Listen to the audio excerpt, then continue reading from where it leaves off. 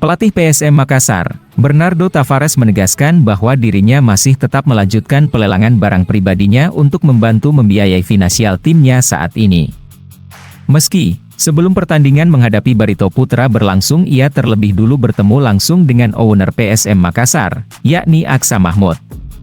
Pertemuan antara Aksa Mahmud, Munafri Arifuddin, dan Bernardo Tavares berlangsung di Hotel Delimasari, Parepare, tempat skuad PSM Makassar menginap. Bernardo Tavares pun menjelaskan, ia tetap pada tujuan utamanya dengan melelang barang pribadinya, untuk membantu membayar gaji dari para staf PSM Makassar. Pelatih asal Portugal itu membeberkan pertemuannya dengan Aksa Mahmud, merupakan salah satu hal yang luar biasa dan itu berdampak kepada seluruh tim. Terlebih, owner PSM Makassar itu diketahui sudah datang jauh-jauh untuk memberikan dukungan langsung bagi anak asuhnya.